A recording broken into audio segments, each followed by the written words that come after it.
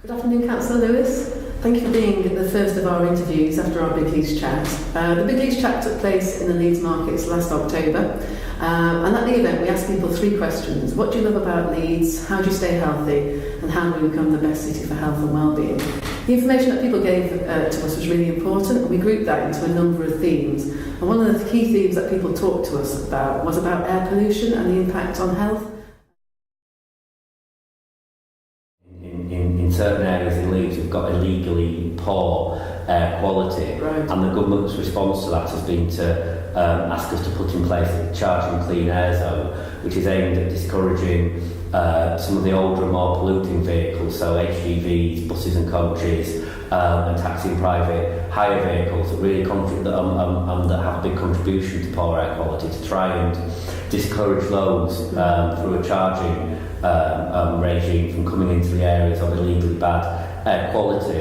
On the other side of that, we've got some grant funding to distribute to businesses that may be affected, to help them, not to help them cover the cost of the charge, because that's not what we want, but to help them transfer over to vehicles, so whether it's a new vehicle that's less polluting, or whether it's an option of some older vehicles can have a retrofit option to try and limit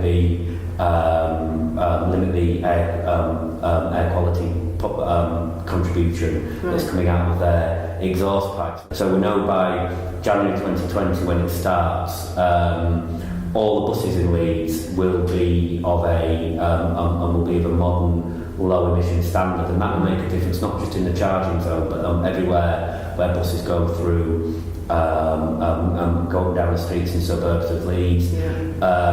Obviously, a lot of money is going into other vehicles, and again, they're vehicles that run outside the charging zone, so that will make a difference. A lot of vehicles going down the street. The council's own fleets will be wholly compliant by 2020. So things like, for some of the bigger vehicles like bin wagons, the ones that go around where people live, they'll be the highest emission standards.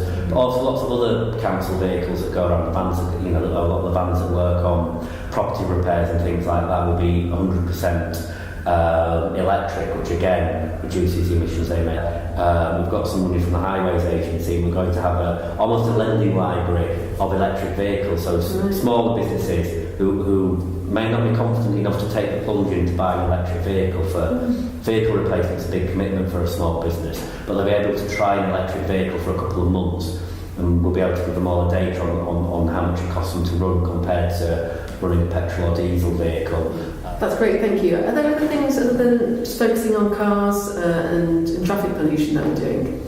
We're looking at a number of things. So one of the things we're doing is a district heating scheme, which is taking heat that currently goes up the chimney from the energy from waste plant where all the household rubbish in Leeds goes, and piping that round so that can heat homes and businesses.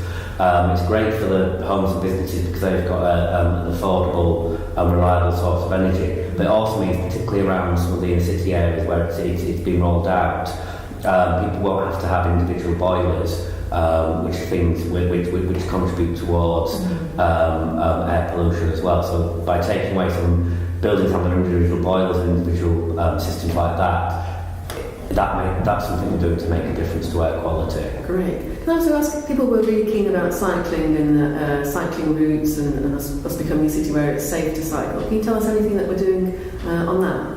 There's been a huge growth in interest in cycling since the Tour de France Grand Depart in 2014. And since then, as a council, with some government money as well, we've been investing in cycle lanes across the city. So there's a lot of work going on at the moment around the city centre, as well as work that's happened on the York Road and going out of the west of the city towards Bradford. When we look at future plans as well, where there might be new sort of development in the city centre or housing development, what we're looking at doing is integrating better cycling and walking, a sort of good level of segregated cycle lanes, and also looking at new developments. So that kind of thing isn't fitted in afterwards, but it's part of the planning and development process. Yeah, and in terms of where people live and their health and well-being, people really identified that green spaces were key. Can you just give an idea about what our approach in the city is around that? At the moment, Leeds has about 7 or 8 big parks and dozens of community parks which the council looks after. We know how important they are for people to give that sort of green lunch to things we're looking at doing in the city centre. centre is, as part of the development of the area south of the river, called the South Bank, is to put a new park into that alongside all the other commercial development, to give a green space in the city centre, which is something people living in the city have been asking for a long time, so we're sort of able to bring that about. And we've been running a consultation at the moment called the Our Spaces consultation about how to actually use some of the areas in the city centre and make them greener and more attractive for people as well, so that's some work's been going on. In terms of the Big Leeds Chat, we're going to be going back to the markets and wider across Leeds in October 2019. Do you think air pollution will again be another key theme that people want to talk to us about? I suppose the target for the air quality stuff isn't happening until 2020, so the impact might not be felt quite as early as this year. But what's in terms of the targets, when are you hoping that actually air quality will be something that we won't worry quite so much about in Leeds? I think we'll be making the Charging Clean Air Zone starts in January 2020, but a lot of the work we're doing in preparation for that is starting and was already started, or is starting fairly soon, and certainly we'll be seeing the money going out to businesses within the next few months and through the summer. So we should be seeing a much greener fleet of vehicles out on our road. And is there, if people want to get involved in reducing air pollution or pollution in the city, are there things that individuals can do as well?